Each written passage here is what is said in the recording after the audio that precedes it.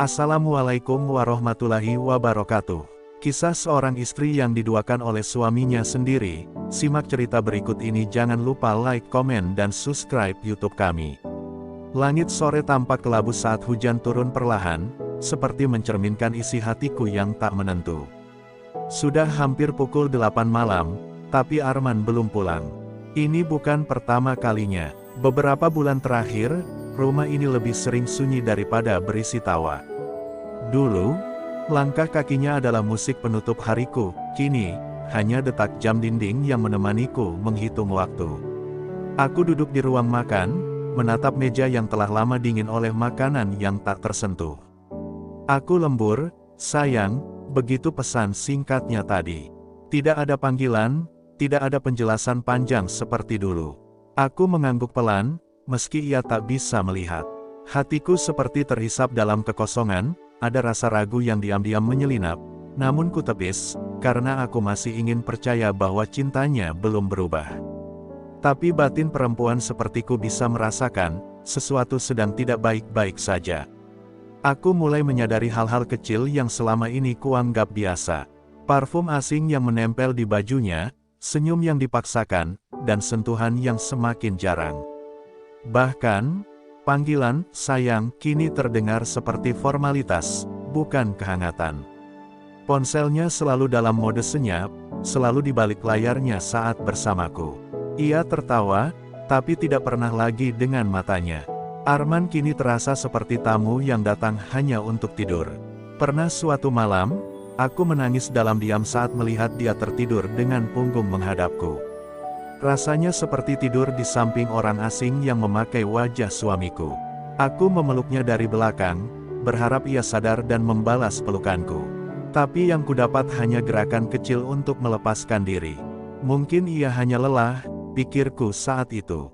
Tapi batinku tahu, bukan lelah yang memisahkan kami, melainkan jarak yang dibangun oleh rahasia. Ibuku pernah bilang, cinta yang tulus tak akan pernah bisa disembunyikan, dan pengkhianatan akan selalu meninggalkan jejak. Tapi aku terlalu cinta untuk percaya bahwa aku sedang kehilangan. Aku masih menyusun alasan demi alasan untuk membenarkan sikap Arman, karena mengakui kebenaran itu sama saja dengan merobek harapan yang kupegang selama ini. Aku ingin jadi istri yang kuat, tapi bagaimana jika kekuatan itu justru membutakanku dari kenyataan? Malam itu, aku duduk di pojok ranjang, menggenggam foto pernikahan kami. Wajah kami begitu bahagia di sana, aku tersenyum penuh harap, dan Arman menatapku dengan mata yang dulu membuatku merasa cukup. Kini, matanya entah melihat kemana. Dan aku, untuk pertama kalinya, mulai bertanya, apakah aku masih satu-satunya perempuan di hatinya. Malam itu, Arman pulang lewat tengah malam. Suara pintu dibuka pelan, seolah ia tahu aku belum tidur tapi tak ingin berhadapan.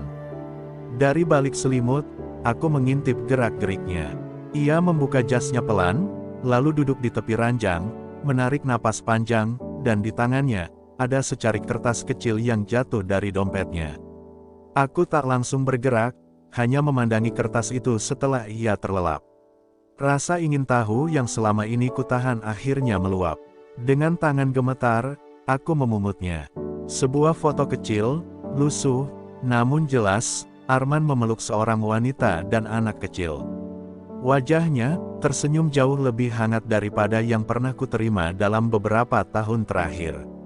Aku terduduk, membeku. Suhu kamar mendadak menusuk seperti musim dingin yang tak pernah kujumpai. Kertas itu bukan sekadar bukti. Itu hantaman, bahwa semuanya benar.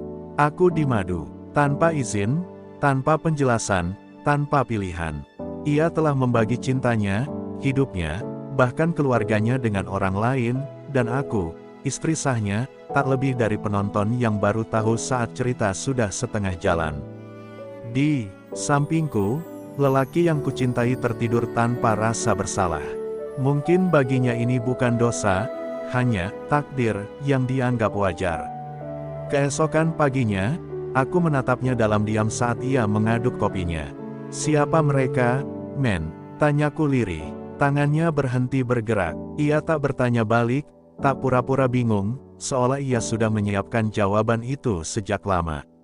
Namanya Dita, anaknya namanya Nara, jawabnya pelan. Suaranya tenang, seolah sedang menyebut dua nama tetangga. Aku menahan air mata, tapi suaraku pecah. Kapan? Sejak kapan aku hanya jadi satu dari dua? Arman menunduk, tapi bukan karena menyesal, lebih karena bingung harus menjelaskan dari mana pengkhianatan itu bermula. Aku menikahinya 2 tahun lalu, Rani, katanya, seperti menusuk jantungku dengan pisau paling tumpul. 2 tahun. 2 tahun hidup dalam kebohongan. 2 tahun menjadi istri yang setia pada suami yang tidak utuh. Aku ingin marah, ingin melempar gelas di hadapannya, tapi tubuhku terlalu lelah untuk mengamuk. Yang kurasakan hanya sesak, seperti seseorang menekan dadaku dari dalam. Kenapa tidak bilang dari awal? Tanyaku, hampir berbisik. Dan ia hanya menjawab, aku takut kehilangan kamu. Ironis, ia takut kehilanganku, tapi dengan sadar menghancurkanku perlahan. Saat ia pergi ke kantor, aku duduk di lantai kamar mandi dan menangis sejadi-jadinya. Bukan hanya karena dimadu, tapi karena aku terlalu lama menyangkal tanda-tanda yang ada.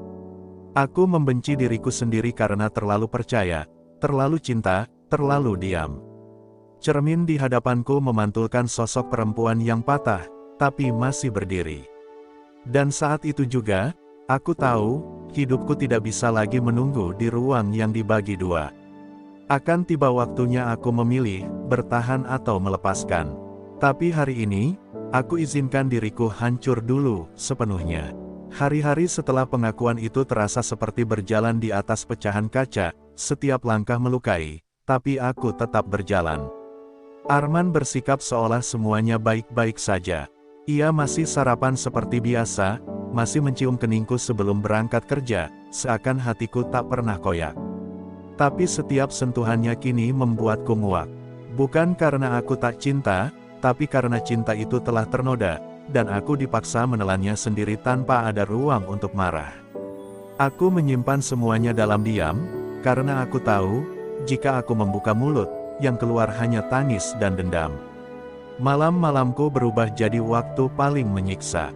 Aku tak bisa tidur karena bayangan perempuan itu selalu hadir. Dita, nama itu terus terngiang di kepalaku seperti kutukan. Apakah dia tahu tentang aku? Ataukah aku yang selama ini jadi wanita bodoh yang dijadikan rahasia?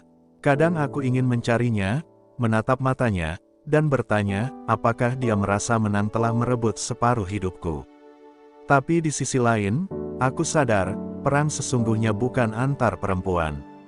Aku hanya ingin tahu, apakah ia juga hidup dalam kebohongan yang sama.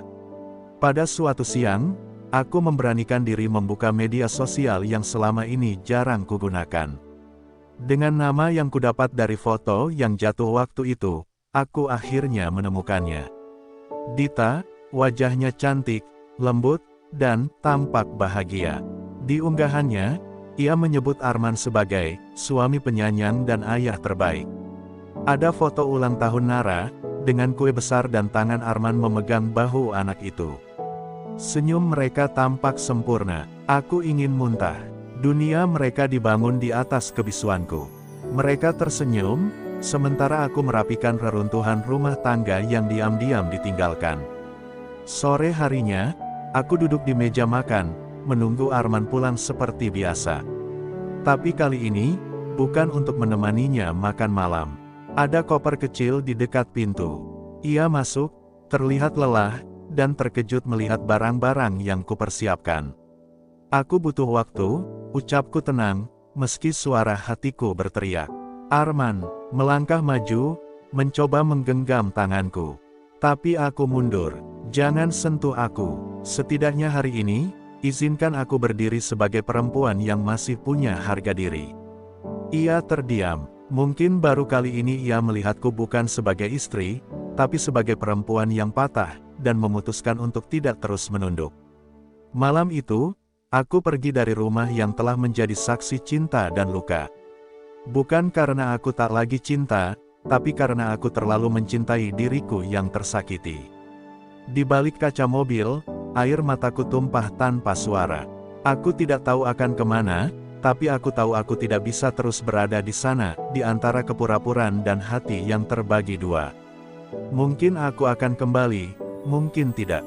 Tapi satu hal yang pasti, aku sedang belajar menyembuhkan luka yang tak pernah sempat kuucapkan. Hari-hariku setelah meninggalkan rumah diisi oleh sepi yang tak lagi menakutkan. Aku menumpang di rumah kakak perempuanku yang tinggal di pinggir kota. Ia tak banyak bertanya, hanya memelukku erat saat aku datang dengan mata bengkak dan suara yang hilang. Di rumah kecil itulah aku mulai belajar bernapas kembali. Setiap pagi kutatap wajahku di cermin, dan setiap kali kutemukan seorang perempuan yang belum sepenuhnya hancur, meski luka itu masih terasa nyeri saat disentuh.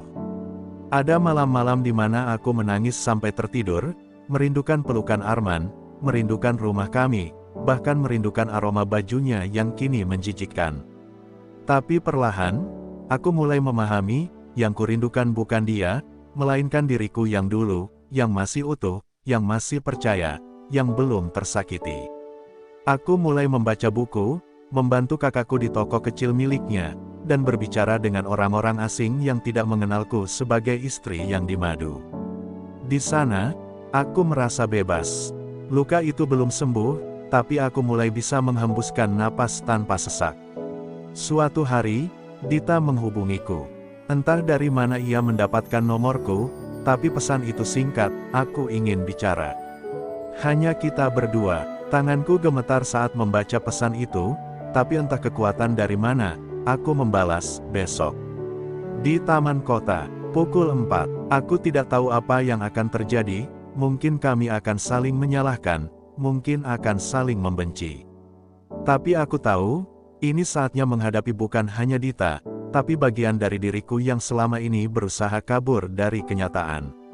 Pertemuan itu sunyi. Dita datang dengan wajah tegang, membawa anak kecil, Nara. Aku menatap anak itu. Ia begitu polos, begitu tidak bersalah. Dita memulai dengan suara pelan, nyaris tak terdengar. Aku tidak tahu kamu masih jadi istri sahnya, dia bilang kalian sudah berpisah hati. Mataku berkaca-kaca, Arman ternyata tidak hanya membohongiku, tapi juga membohongi perempuan lain. Dita mulai menangis, dan entah kenapa, aku merasakan simpati yang aneh. Kami berdua bukan musuh, kami korban dari cinta yang tidak jujur. Di tengah tangis yang teredam, kami saling memandang sebagai dua perempuan yang sama-sama dikhianati oleh lelaki yang mereka percayai. Aku pulang sore itu dengan langkah lunglai, tapi hati lebih ringan. Untuk pertama kalinya, aku tidak merasa sendirian dalam luka ini.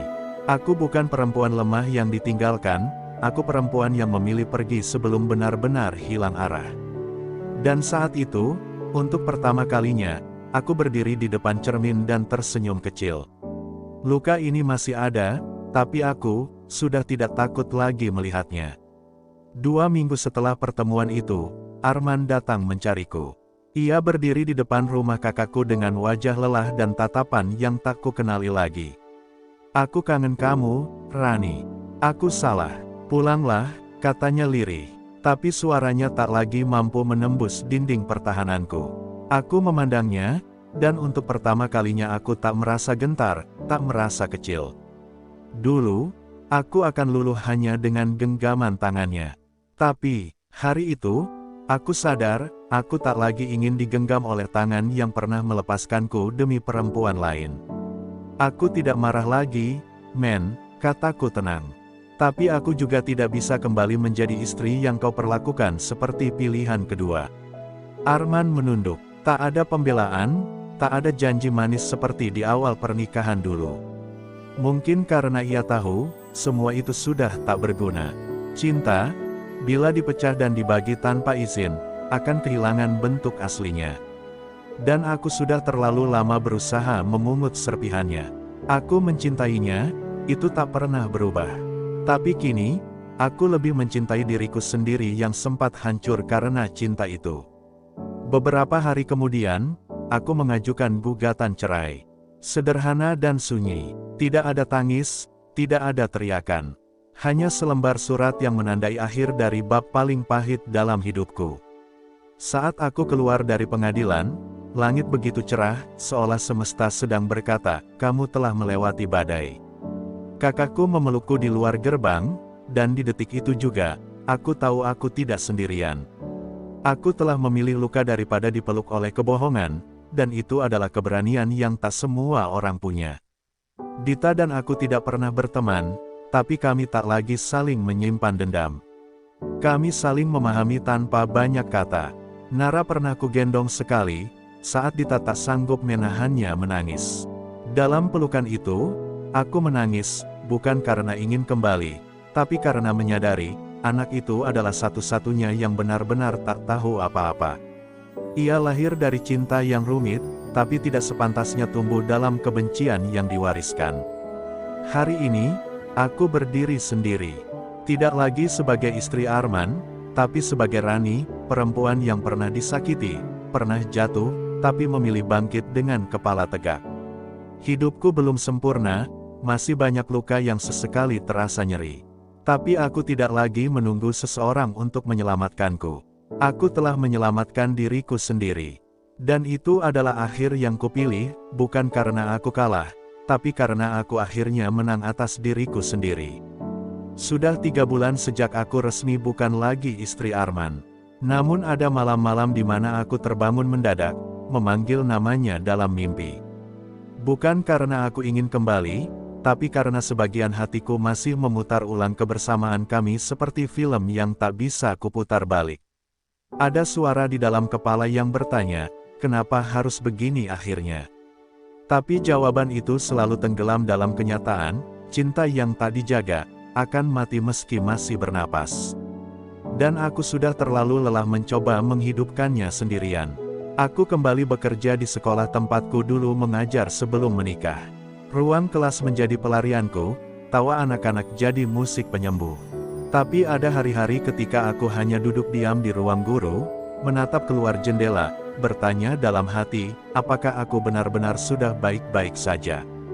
Orang-orang memujiku karena terlihat tegar, tapi mereka tak tahu bahwa setiap langkah yang kuambil masih berdampingan dengan bayangan masa lalu yang menolak pergi. Aku berjalan, tapi kadang masih terlatih. Suatu sore, aku bertemu Arman tanpa sengaja di toko buku. Ia sendiri, tanpa Dita atau Nara. Pandangan kami bertaut, canggung, seperti dua orang asing yang pernah sangat saling mencintai.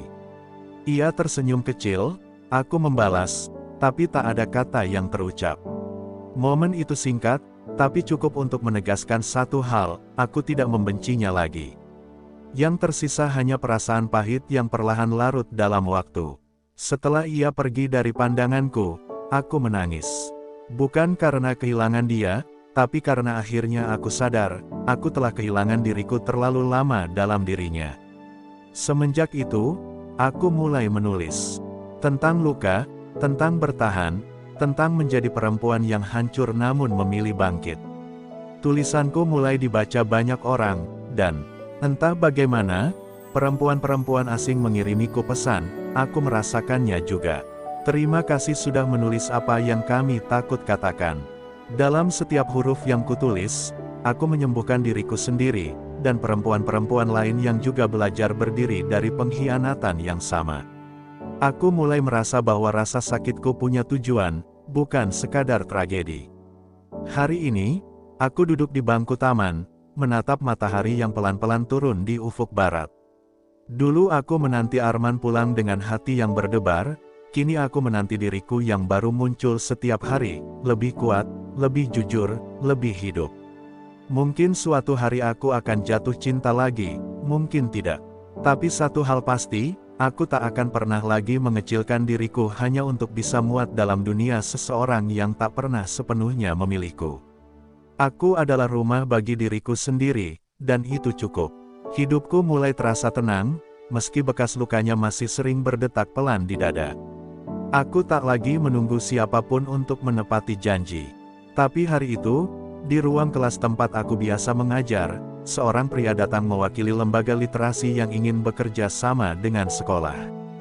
Namanya Reza, sopan, kalem, dan tatapannya dalam, mirip Arman dulu saat masih mencintaiku sepenuh hati. Aku menyambutnya biasa saja, seperti menyambut siapapun. Tapi entah kenapa, sejak hari itu, pikiranku tak lagi 100% tenang. Ada sesuatu yang mulai mengetuk-ngetuk dinding hati yang sudah kubentengi mati-matian. Reza sering datang ke sekolah untuk rapat proyek literasi. Setiap pertemuan dengannya terasa seperti cermin, ia tak pernah bertanya soal masa laluku, tapi ia melihatku seolah tahu aku pernah sangat patah. Suatu siang, saat kami duduk berdua setelah kelas, ia berkata, "Aku baca tulisanmu tentang luka yang disembunyikan, aku tahu itu kamu." Aku tercekat. Selama ini aku menulis dengan nama pena, berharap tetap anonim. Tapi Reza tahu, dan ia tak menghakimi. Ia hanya berkata, "Kamu hebat, karena kamu tidak memilih diam." Kata-katanya sederhana, tapi seperti tetesan air di tanah gersang dalam jiwaku.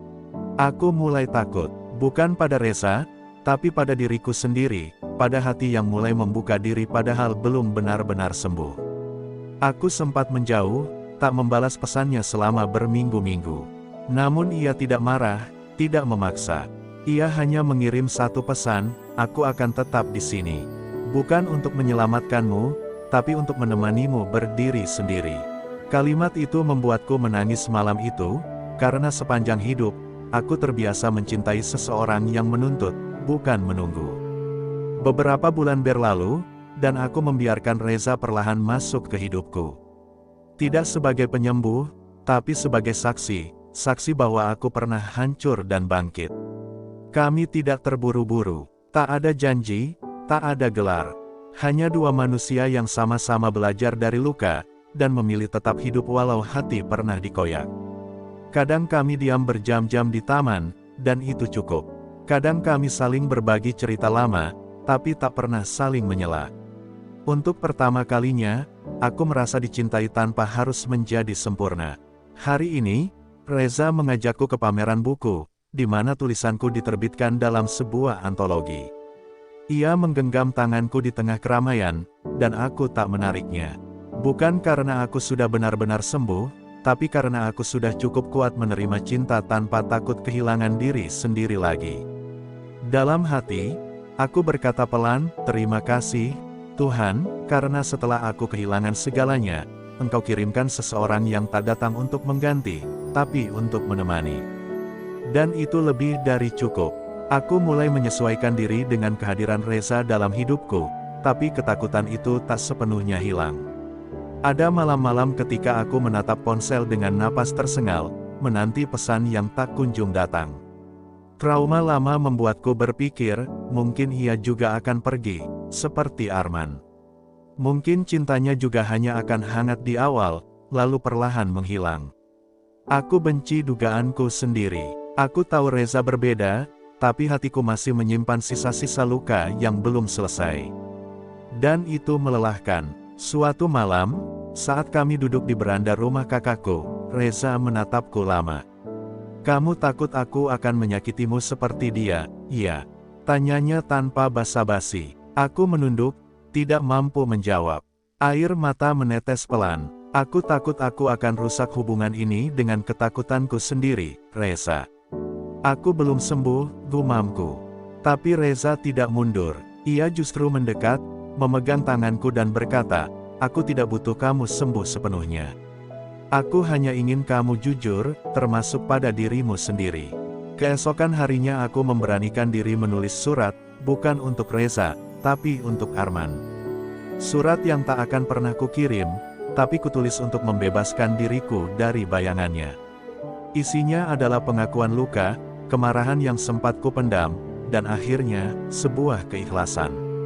Aku menyadari, aku tak bisa melangkah lebih jauh bersama siapapun jika bagian dari jiwaku masih terikat pada luka yang tidak pernah benar-benar kuakui.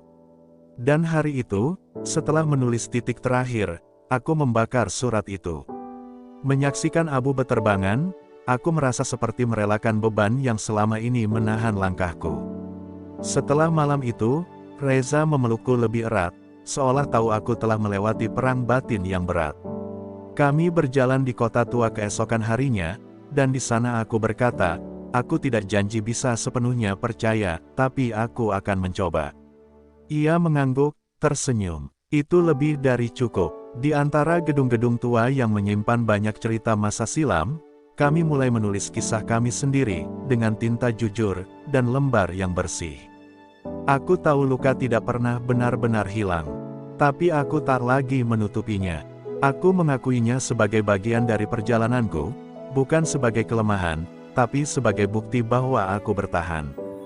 Dan hari ini, dengan tangan Reza menggenggamku, aku tak lagi takut jika suatu saat cinta ini patah.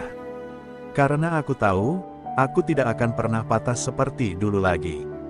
Setahun kemudian, aku berdiri di altar kecil, bukan dalam balutan gaun putih mewah, tapi dalam kebaya sederhana berwarna krem yang kupilih sendiri, lambang dari luka yang sudah kusulam menjadi ketenangan. Di sampingku, Reza tersenyum hangat, bukan sebagai penyelamat, tapi sebagai saksi dari perempuan yang tak lagi takut berdiri sendiri.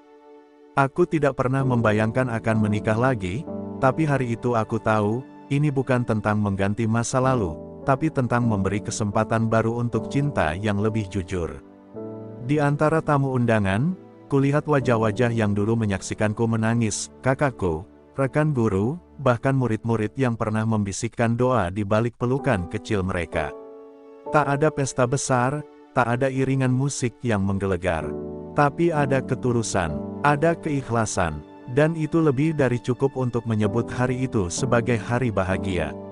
Aku tidak lagi takut akan kehilangan, karena aku tahu, aku telah menemukan diriku lebih dulu sebelum siapapun menemukanku. Beberapa bulan setelah pernikahan, aku membuka komunitas menulis untuk perempuan yang ingin menyuarakan luka mereka. Dari sana, aku belajar bahwa banyak perempuan yang pernah duduk di kegelapan yang sama sepertiku, menanti seseorang menyelamatkan mereka, padahal mereka sendirilah penyelamat yang mereka butuhkan. Di setiap tulisan mereka, aku membaca versi diriku yang lain, kuat, hancur, tapi bertahan. Dan di setiap cerita, aku melihat bahwa luka bukanlah akhir, ia hanya jeda sebelum cahaya. Kini, aku tidak lagi menulis untuk melarikan diri dari rasa sakit. Aku menulis karena aku ingin menyentuh hati-hati yang masih berdarah, dan berkata, aku pernah di sana, dan kamu juga bisa keluar dari sana. Cinta yang kupunya hari ini bukan hadiah dari dunia, tapi hasil dari memilih bertahan ketika semuanya ingin aku menyerah. Dan dari kisah ini, aku ingin dunia tahu, perempuan tidak lemah karena menangis, tidak hancur karena ditinggal. Perempuan kuat karena mereka mampu mencintai, bahkan setelah dihancurkan. Terima kasih kepada semua penonton YouTube tercinta yang telah mengikuti kisah Dalam Diam, Aku di Madu, hingga akhir. Tanpa kalian, cerita ini hanyalah rangkaian huruf. Tapi karena kehadiran dan perhatian kalian, setiap kalimatnya menemukan makna. Terima kasih atas waktu, air mata, dan hati yang kalian sisihkan untuk kisah ini. Semoga cerita ini bisa menjadi penguat untuk siapapun yang sedang berada di titik paling gelap dalam hubungan. Semoga kalian diberi keberanian untuk memilih diri sendiri, kekuatan untuk bangkit, dan kesempatan untuk kembali mencintai, dengan cara yang lebih sehat, jujur, dan membahagiakan. Untuk kalian semua, aku doakan. Semoga hati kalian disembuhkan dari luka yang tak terlihat. Semoga cinta yang datang berikutnya bukan hanya menyenangkan, tapi juga menenangkan. Dan semoga, kalian selalu ingat, kalian layak bahagia, bahkan setelah dikhianati. Sampai jumpa di cerita selanjutnya. Jangan lupa like, subscribe, dan nyalakan lonceng notifikasinya agar tidak ketinggalan kisah inspiratif berikutnya. Dengan cinta dan hangat.